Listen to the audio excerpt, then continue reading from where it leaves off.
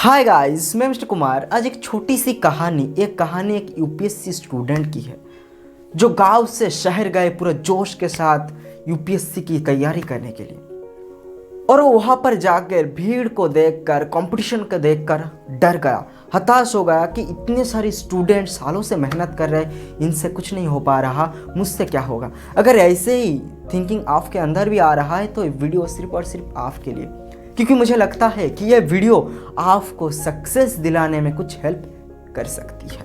तो चलिए शुरू करते हैं। मेरे दोस्त एक लड़का जो कि छोटे से गांव से बिलोंग करते थे, उसके मन में एक स्वप्न था कि वो आईएएस ऑफिसर बनेगा, वो यूपीएससी एग्जाम को क्रैक करेगा। तो यही स्वप्न लिए वो गांव से शहर गए और शहर जाके देखा कि बहुत भीड़ था, बहुत कंपटीशन था। देखकर वो डर गया कि अब मेरा क्या होगा, लोग इतने सालों से मेहनत कर रहे, उनसे कुछ नहीं हो पा रहा, मुझसे कैसे होगा। यही थॉट्स दिमाग में आ रहा था और उसे लगने लगा कि मैं नहीं कर पाऊंगा, मुझसे नहीं होगा, मैं अब घर लौट जाता हूँ। ये सोचने ही लगा था, तब वो फिर से सोचने लगा कि मैं घर से जब लौट रहा था तब मेरे मम्मी पापा को एक बात बता के आया कि तेरा बेटा आईएएस ऑफिसर बन के ही घर लौटेगा।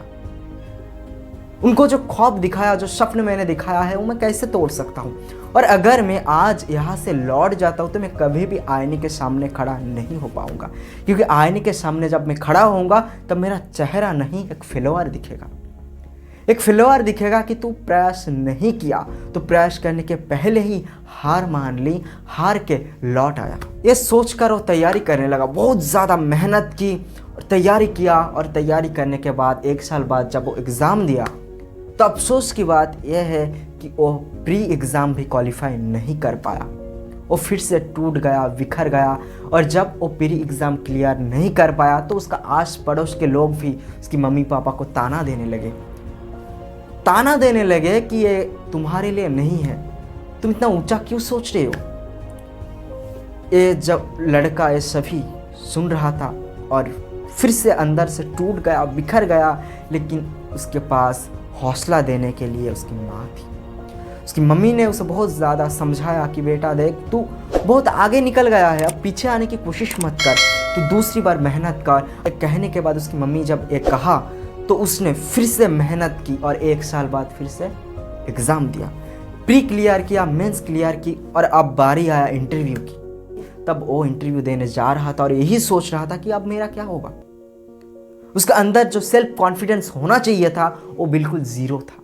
अंदर से अंदर एक ख्वाब आने लगा कि मैं अब हार जाऊंगा।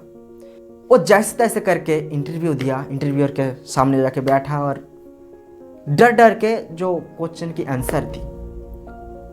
और अब पड़ाव था रिजल्ट की इंतज़ार कर रहे थे। वो सोच रहा था कि प्री भी अच्छा गया, मेंस भी अच्छा गया, अब इंटरव्यू तो अच्छा नहीं गया, लेकिन मैं छोटा अधिकारी तो बन ही जाऊंगा। लेकिन जब रिजल्ट निकला तब वो फिर से डर गया, क्योंकि लिस्ट में उसका नाम ही नहीं था। वो बुरी तरह टूट गया। हालांकि ये मिडिल क्लास फैमिली के पास इतना चांस नहीं होता। जो लोग मिडिल क्लास है वही लोग समझेंगे मेरी इस बात को। तो वो सोचने लगा कि अब मेरा क्या होगा। और दिल्ली में जो खर्च है वो खर्च भी मिडिल क्लास लोग नहीं उठा पाते।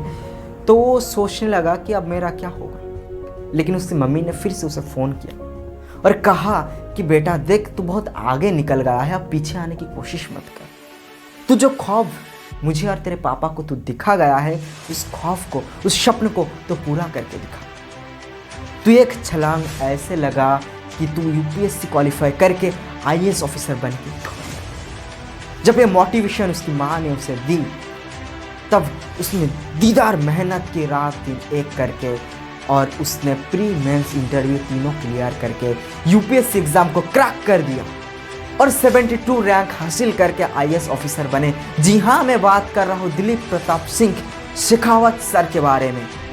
तो मेरे दोस्त, इस कहानी से हमें 2 चीज़ सीखने को मिलती है। पहला, कि कोई भी एग्ज़ाम को क्लियर करने के लिए, क्वालिफाई करने के लिए अच्छा बैकग्राउंड होने की ज़रूरत नहीं है।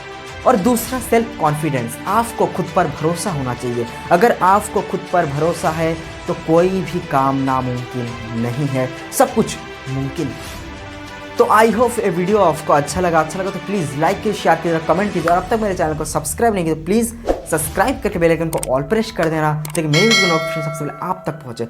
जय हिंद, जय भारत, वंदे मातरम।